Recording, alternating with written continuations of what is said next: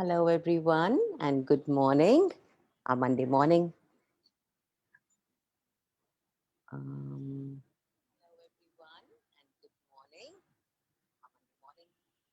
just give me a moment, please. I seem to be resounding.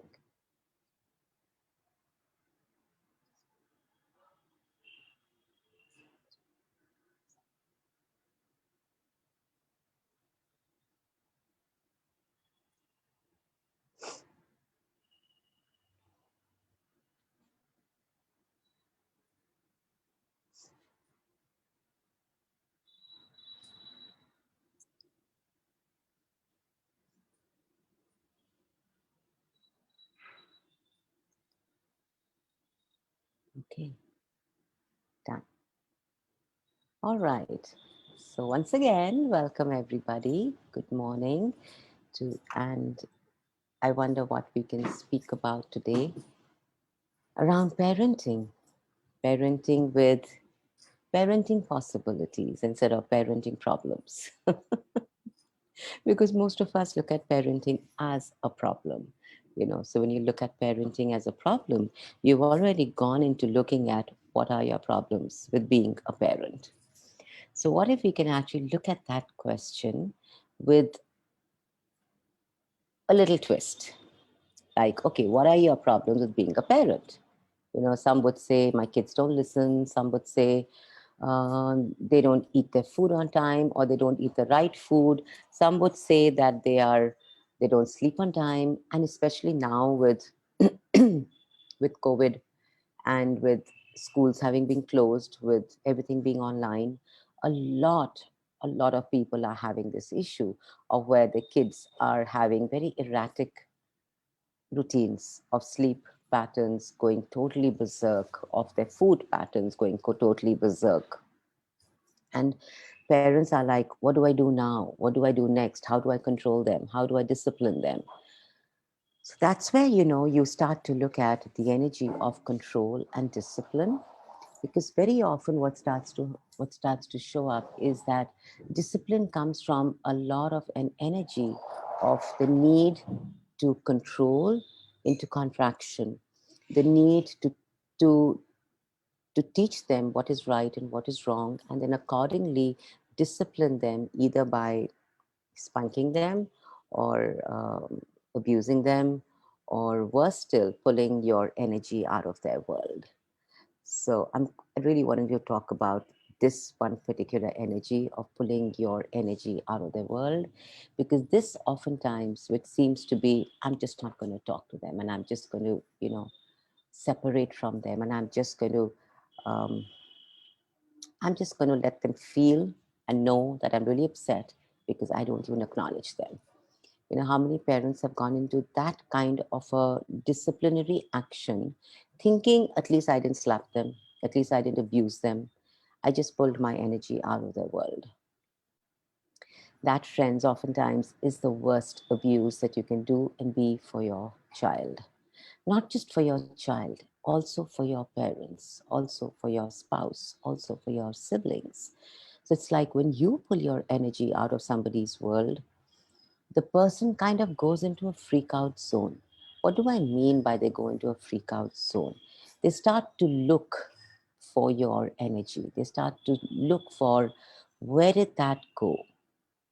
Because oftentimes, it's like, if you're if you're like me, who has children who are grown up, like they're not little toddlers anymore. They are like, one's 19 and one's 29. So they're like young ladies today. And I do have my aging parents too. And oftentimes, to give attention to a child, you kind of you believe that you should suck out attention and energy from everywhere around you to pump it into that child, or to pump it into that relationship, or else you pull out all the energy from your kids and you start to pump it into your parents. So that's when you actually pull your energy out of their world. So oftentimes I've seen people using this as a disciplinary action, that I won't talk to them, I just won't be available for them, I will just pull my energy out of the world till they learn and they come and they say sorry. That, my friends, like I said earlier, is one of the biggest abuses you can do and be for your kids.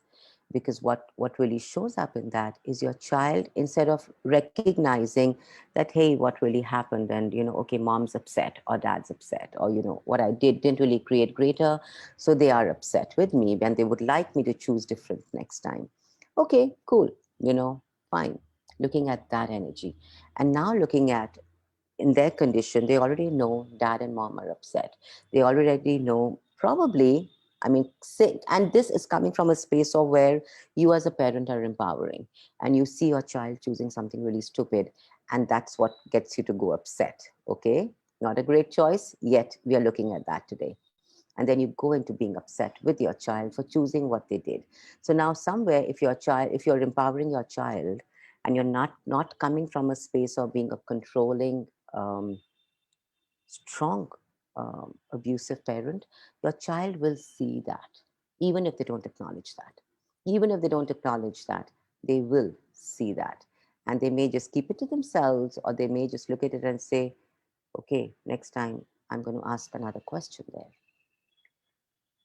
But if, on the other hand, you get upset and the child's going through what he's going through, his own little story, his own little, mixture, baggage of emotions out there, and looking at what's right, what's wrong, looking at trying to get a hang of what's happening, because hey, what I chose didn't show up the way it did, the way I thought it would.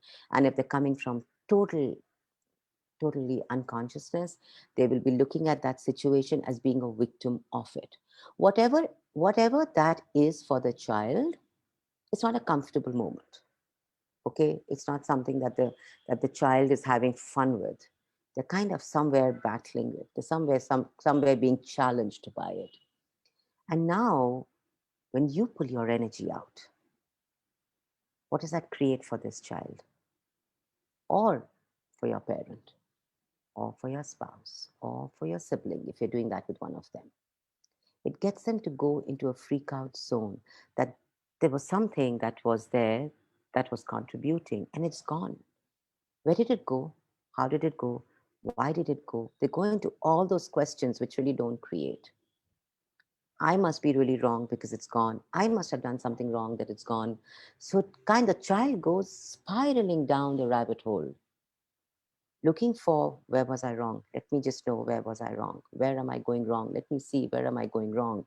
In actuality, what the child is really doing is looking for the energy that you pulled out of their world. Everything that brought up, would you destroy and uncreate that, please? Right, wrong, good, bad, patpakal, nine shots, boys and beyonds. That's the clearing statement of access consciousness. It doesn't matter if you don't understand it, it still works. And if you would like to know more about it, you can go on to the net. There's a there's some fabulous explanation of the clearing statement by Dr. Dane here. So when you, coming back to what we were speaking about, so when you actually do that with your kids or with a loved one, that's really being the most abusive you can get for their being. Their body may not feel the pain as a slap would. Having said that, physical abuse is not something that we really encourage at all. But this is about the abuse of the being, which oftentimes goes unacknowledged, which oftentimes goes not even understood that what's really happening. But what starts to show up as a byproduct is a child losing the joy, the child giving up the being, fragmentizing his being, because it's an abuse of the being. So, and this, my friends, is not to make you wrong. This is, please don't go into, oh my God, I always do that. I'm such a terrible parent. No, you're not a terrible parent. You've been doing wonderfully, and you've been doing fabulously with the tools that you've had up until now.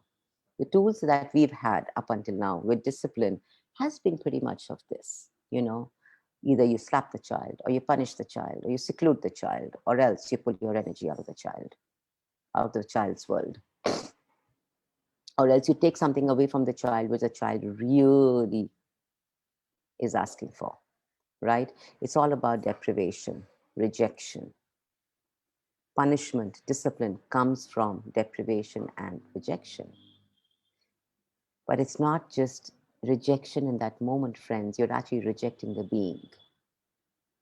So, right now, if we could look at discipline and judgment and look at punishment from a space of course, control is required there, but from a space of control that truly contributes to the child, that's generative instead of destructive, what could you be now? What could you say now? What could you do now? That is a generative control that shows up as discipline instead of being the destructive control that shows up as a punishment. And everything that brought up, could you destroy and uncreate that? Right, wrong, good, bad, but popcorn, nine shots, boys and beyonds. So when you ask questions like that, because you see, there is no fixed way of doing this. For some people, it would be depriving the child of a movie that they've been wanting to watch. For some people, it would be rejection of rejection is an energy that actually I wouldn't even like to go there as a punishment or as a discipline because it totally destroys the child. But if you are going to reject their behavior instead of their being, what can that create? Reject their behavior from a space of getting them to look at that this behavior did not create. So probably you don't want to choose it next time. Not from a space of telling them, but from a space of when you chose this, what did you hope to create? What were you looking to create with this?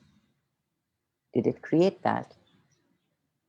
And when you ask them questions like that, they will start to look at it pragmatically instead of emotionally or or from a space of reaction or from a space of a fight that oftentimes shows up between a parent and a child. So instead of going into rejection, instead of going into reaction, ask them questions that, hey, I'd really like to understand what had you choose this? Were you aware of something? Did it create that? Now you're coming from a space of total allowance of their choice. There is no disciplinary action there. There is no destructive control there. But there is a very subtle generative control that actually has the child looking at the energy of what he chose and what he created with it. So now, next time, he's aware that, oh, I chose that last time, it didn't create. So what can I choose now different? And even if he doesn't know the questions, even if he doesn't ask the questions, if he's aware of an energy that did not create, and if he's not self-destructive, we talk a lot about that in the class also, that's when they actually start to look at the energy of, okay, what different choice can I make now? So I invite you all of you to look at the energy of the destructive control and the generative control as a parent. What can you be? And as a child. I mean, if you are, you know, one of those where, you also are with your parents or your in-laws or, elderly parents and, you have your children. You want to look at where are you being destructively controlled with your parents? What if you could be? What if you could be the generative control? Right and wrong, good and bad, pot and pock, online shots, boys and beyonds. So more of this in the two-day class that's coming up, friends. The 2 days conscious parents, conscious kids class that's showing up in the month of December, which is going to be open to everybody worldwide. And both Isha and I are extremely excited, and we're super enthusiastic to see what this class creates. Because up until now, every CPCK class that we've created changes stuff for people at a very dynamic level, where it's not just about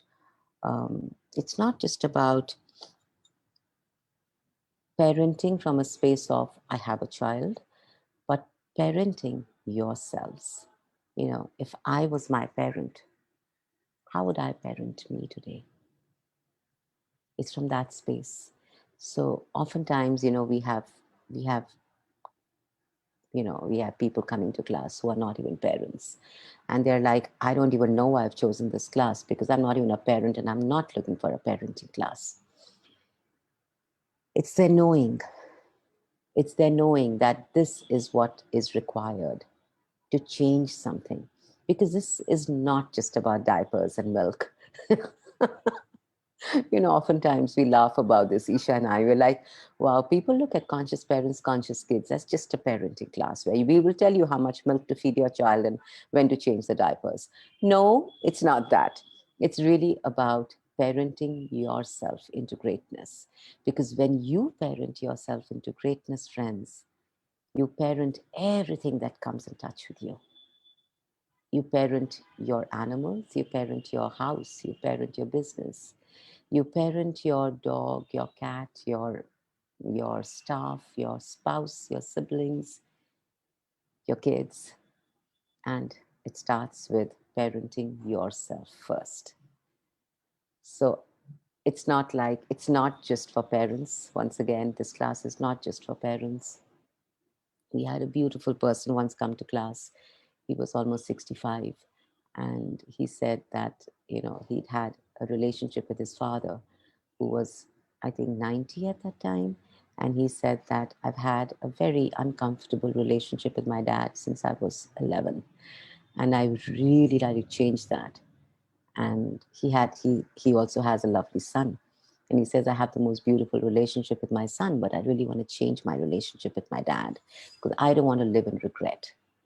And it was amazing how by day two, it was like all through the class he just sat quietly listening. He didn't ask a single question. And we were like, well, did this class even contribute to you? Because you have not asked a single question. And he just kept nodding and he said, yes, it is contributing. Thank you. Thank you. And Isha and I were like, okay. And the very next day, it was the that very evening when the class finished, and he was from a different time zone.